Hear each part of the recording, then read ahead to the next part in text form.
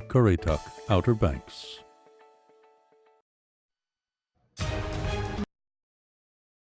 Morning America, breaking overnight, search for an accomplice. Did the Las Vegas killer act alone? You got to make an assumption. He had to have some help at some point. His longtime girlfriend grilled by the FBI for hours. What she told them, and the new video emerging of those terrifying moments. Go now! Showing concert goers escaping. Plus the hero security guard who found the shooter in that hotel, but staying on the scene. What he's saying this morning. New threat in the Caribbean. The tropical system growing, forecast to become Hurricane Nate that could close in on Florida and the Gulf Coast. Out of bounds. NFL superstar Cam Newton under fire for mocking a woman reporter. It's funny to hear a female talk about routes. What happened next in the backlash this morning? And what is winner? The Jeopardy star whose smarts and style have everyone talking. What is a Tootsie Roll? That's right. Now he's here live, revealing the secret formula he says helped him gain the game show. Live in Times Square, this is GMA with Robin Roberts, George Stephanopoulos, and Michael Strahan. And good morning, America. The big question this Thursday morning, did the Las Vegas killer act alone? Well, the shooter's girlfriend, Mary Lou Danley, facing a lot of questions. The FBI grilling her for hours. She has insisted she knew nothing. And take a look at this incredible image capturing the moment Air Force One flew past the Mandalay Bay Hotel after President Trump's visit on Wednesday. Spent several hours on the ground. He met with the first responders who risked their lives and the wounded still recovering. Our chief national correspondent, Tom Yamas, is in Las Vegas with all the latest. Good morning, Tom. George, good morning to you. So many major developments overnight. And we spoke with that hero security guard by phone, police calling him incredibly brave. And they believe the killer stopped firing because he saw that security guard approach his door through the cameras he had set up. All of this as investigators now believe an escape plan could have been in the works. Go now! This morning, new video showing people running for their lives and ducking for cover during the Las Vegas massacre.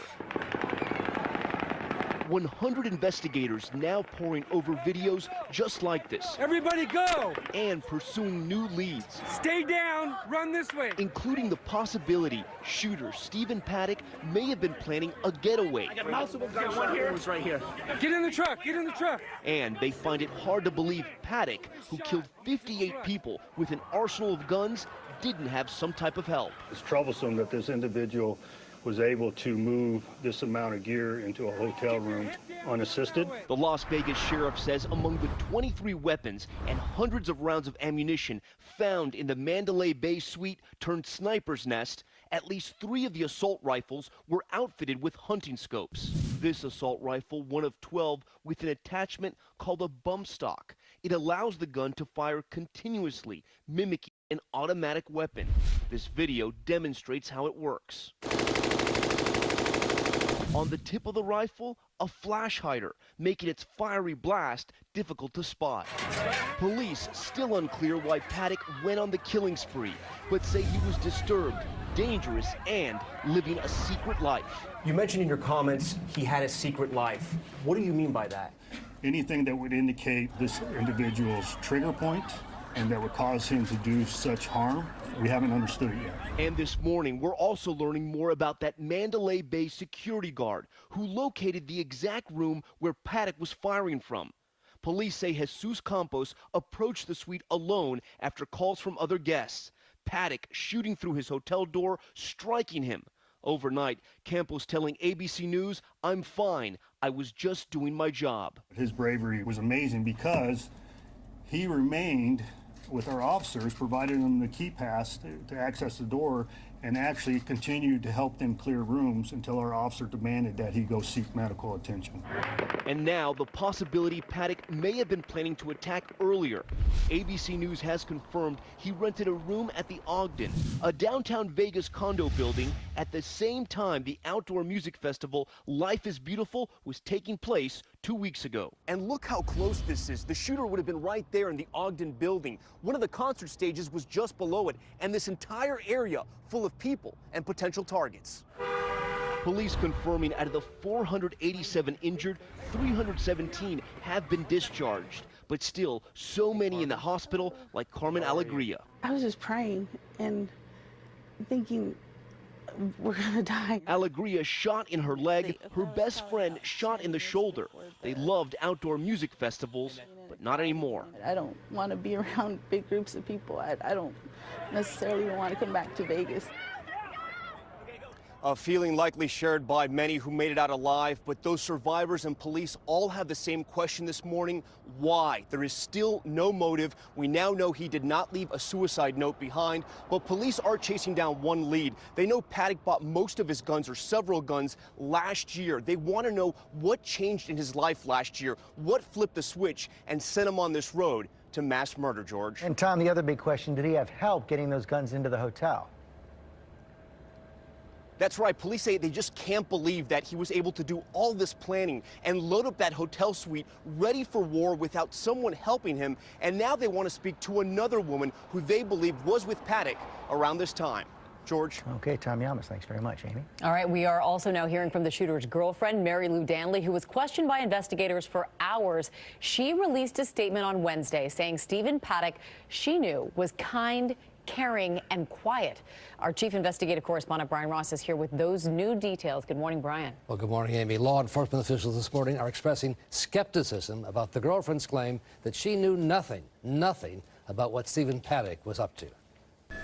Agents grilled her for hours inside the FBI headquarters in Los Angeles. But Mary Lou Danley insisted again and again she had no idea about the evil her boyfriend had spent months planning. Her lawyer read her statement after the session ended. He never said anything to me or took any action that I was aware of that I understood in any way to be a warning that something horrible like this was going to happen. Danley had been Stephen Paddock's live-in girlfriend for at least 3 years, sharing this home in Mesquite, Nevada, where police found more than a dozen high-powered weapons and ammunition he had been stockpiling for more than a year. Yet she says she saw nothing. You got to make the assumption he had to have some help at some point. Paddock met Danley when she was a casino hostess. They gambled together, playing video poker in the slots. Investigators want to know if he went along when she traveled to Dubai, where she posted this smiling photo. Danley claims she thought when Paddock sent her to the Philippines 2 weeks before the shooting and wired some $127,000, it was so she could buy a new house. Honestly, I was worried that first, the unexpected trip home, and then the money was a way of breaking up with me. I knew Stephen Paddock as a kind, caring, quiet man. I loved him and hoped for a quiet future together with him. Danley spent most of the day with the FBI and at the end of it sticking to her story that, as she told her family, her conscience was clean. Amy. All right, Brian, thank you. And let's bring in our chief legal analyst, Dan Abrams, now for more. And Danley's statement saying that she saw no warning signs that anything was going to happen. Police say she's cooperating. They remain skeptical, though. What are they trying to learn from her now? They want to look at first what she knows about what happened leading up to it, and then they're going to want to know what she's doing since then as well. And here's what I mean. It's not a crime for her to have not reported that he was amassing weapons. The question is, did she know what he was going to use those weapons for? And most importantly, did she aid or abet in any way? Did she even help him buy an illegal weapon? Even that alone could be a problem. But if she knew, even had an inkling of what he was up to, almost anything that she did to help him could be seen as a crime. And then question two is going to be, even if she knew nothing, is she telling the truth about it? Right. Did she not ask him why so many guns? That's right. Because if it's true that she is saying, I had no idea, I didn't know anything about the weapons, if that's not true, that in and of itself could be the crime of obstruction of justice. So you're talking about two separate avenues here. The possibility of aiding and abetting before, and then even if she didn't aid and abet, even if she wasn't involved in any way, if she's not telling the truth now about everything she knew, that's a separate possible crime. So she would be facing some crimes if officials were able to prove this. How difficult would it be to prove those things? Well, look, this is one of these challenges they've had in other cases, right? The shooter Omar Mateen in the Pulse nightclub case. His wife was charged with similar crimes both for materially assisting, aiding and abetting, and obstruction of justice. These cases aren't that easy, but look, they're going to be able to trace back almost everything that this guy did, every move he made. And if they don't believe that she's telling the truth here, they could have a strong case. All right, Dan Abrams, thanks so much. Anything she lies about now becomes the hook for Right, she can't lie at all now about anything, yeah. Dan Abrams, thanks very much. We saw President Trump meeting with victims and first responders in Las Vegas Wednesday. He offered words of consolation, quiet on the issue of gun control, but on Capitol Hill, more talk of banning those bump stocks that the gunman used to turn his rifles into machine guns. Our senior White House correspondent Cecilia Vega has more on all that from Las Vegas. Good morning, Cecilia. George, good morning to you. This gun control debate may be growing louder on Capitol Hill, but this is not something the president is willing to answer questions on, at least not yet. He says gun laws in this country is a conversation we will have at a later time. The president tweeting out this video of his trip to Las Vegas, a visit to the hospital set to music. President Trump and the First Lady meeting survivors and their families, posing for photos along the way, and greeting first responders who rushed to help. I have to tell you, it makes you very proud to be an American when you see the job that they've done. The president offering a message of unity. In the depths of horror, we will always find hope in the men and women who risk their lives for ours. The mass murder that took place on Sunday night fills America's heart with grief. But there was one topic he did not address. President, does America have a gun violence problem? We're not going to talk about that today. The debate over gun control hitting Capitol Hill. How many more must die? 100, 1,000, 10,000, a million? What is your blood price? At the center of the debate now, those bump stocks, attachments that allow semi-automatic rifles to fire hundreds of rounds per minute. The Las Vegas gunman had 12 rifles modified with these attachments. A top Senate Democrat now introducing a bill that would ban their sale and possession. Some have said we shouldn't do this now. We should wait. Now is not the time. Ladies and gentlemen, when is the time going to be there?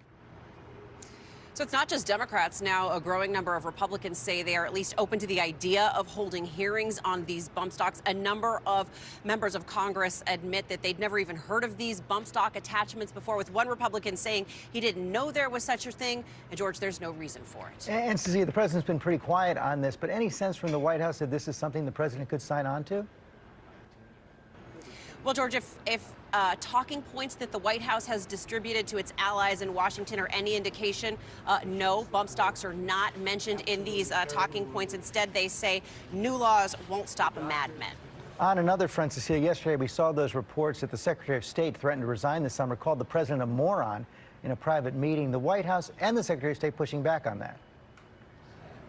Yeah, George, real strong pushback on this one from inside the administration and from President Trump himself. He was asked here in Las Vegas whether he has confidence in his Secretary of State. He says, I had total confidence in him.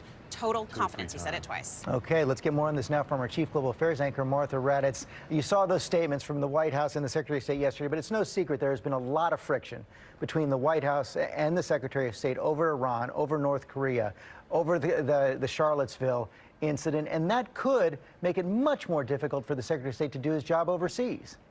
I think that's right, George. It's hard to see how this doesn't undermine Tillerson's efforts. You can try to look at this as a good cop, bad cop approach, but in the end, foreign leaders know it is the president who ultimately makes decisions. We heard Senator Corker, head of foreign relations, say Tillerson is just not getting the support he needs from the administration, adding that Tillerson, like Secretary Mattis, is helping to, quote, separate our country from chaos. Hard to see how long he can stay under these conditions. Meanwhile, on another front, we learned overnight that at least 3 U.S. Special Forces were killed in an ambush in the African country of Niger. Right, George. There are about 400 U.S. military personnel in Niger helping the Niger military with counterterrorism efforts against al-Qaeda and ISIS. But most of the U.S. personnel are at a drone base. The 3 Green Berets who were killed and the 2 wounded were on a patrol with the Niger soldiers when they were ambushed. It is not clear, George, who attacked them.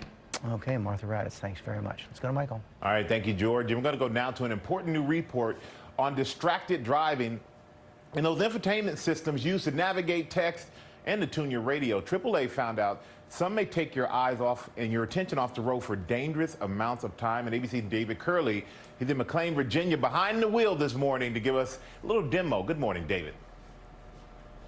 Good morning, Michael. It is the new technology in these cars, and by the way, we are on a closed parking lot to show you this, that really worries the AAA. These new systems that allow you not only to look at and listen to text messages, but social media. They say it can be a dangerous distraction. Tune AM 830. Watch this driver in the AAA study Tuning to AM 830. verbally trying to tune his radio and nearly hitting a pedestrian. Performing another task, he nearly hits a car. AAA says just 2 seconds of your eyes off the road doubles the chance of a crash. Find address. AAA and the University of Utah found that using GPS navigation may be the heaviest cognitive drain. Did you say Terrasoul, Salt Lake City, Utah? No. Suggesting it takes an average of 40 seconds to input an address. At 25 miles an hour, a vehicle would have traveled the length of 4 football fields. A lot of these tasks like texting and navigation and so forth have high visual demand. They're also associated with high mental demand. Researchers tested 30 vehicles with drivers and found 23 of them required high or heavy demand on drivers to operate. Go to contacts. Now look for Jake Nelson. On a closed track, we gave these systems a try, which can be controlled by voice commands, but there's also a touch screen. So I'm getting text messages now as I'm trying to actually call this person. So I think he may be Jake instead of Nelson. So let's try Jake. The auto industry, which heavily discourages texting and driving, is critical of this new research and the methods used. Their representatives telling us automakers have worked for years to help drivers focus on the road, and drivers should avoid using handheld devices and instead use vehicle integrated systems that are designed to be used in the car and are comparable to tuning the radio or adjusting climate controls. So basically what the audio industry is saying is that you should use hands-free. That means just use the audio portion. When a text message comes in, that's what that is. You push the button, text messages, and use it just through the audio system, and that will be sufficient. The problem is to some folks in the AAA is that this is also a touch screen, and they're worried you'll come down and touch the screen and distract you. That's the concern, that's the debate, guys, about whether this technology is helping or making us a little bit less safe. Seems like a valid concern. Yeah. Valid concern, but sometimes the cars do too much. Yeah. You know, just drive, be safe. You have kids driving cars like that too. You cannot have reminders enough about this distracted driving. Exactly. Absolutely. I mean, I just imagine, like, when you hear that noise, you're like, ooh, who's trying to get in touch with me? So anyway, David, thank you for that. We want to turn now to Ginger, because Ginger, you're tracking that new threat named Nate in the Caribbean. It could become Nate, so it's not yet, but we're watching that group of thunderstorms, and what it'll mean for Nicaragua, for example, is 15 to 20 inches of rain on the eastern side there, up to 30 inches, and Honduras could see 5 to 10, but then as it goes into the mid-weekend, goes through the Yucatan Peninsula, depending on how much it interacts with land will depend on the strength. Right now, either a strong tropical storm or a low-end Category 1 going into the Gulf. All right, your local weather in 30 seconds. First, though, the summer-like cities, brought to you by Walgreens. Getting your flu shot at Walgreens is easier than ever. Just walk right in and pay $0 with most insurance. Plus, when you get a flu shot at Walgreens, you help provide a life-saving vaccine to a child in need through the UN Foundation. It's that easy to get your flu shot and make a difference. So swing by your local Walgreens today. Walgreens, at the corner of happy and healthy. Getting out the door this morning, temperatures not quite as cool. We'll start out in the 50s to around 60 degrees. We'll pick up a few clouds for your afternoon hours, low to mid 80s today, so it is going to feel a lot like August. We'll keep the warmth around through Saturday. Sunday will be humid, and that's when the rain will start to move in. A few occasional showers for Sunday, but Monday and Tuesday looking rather wet as we move right through your Columbus Day, and then much cooler the end of next week. And coming up here on GMA, outrage growing over what star quarterback Cam Newton said to a female reporter. She wasn't taking it. But fun is coming along. This woman is laughing because she's listening to a hilarious audiobook on Audible.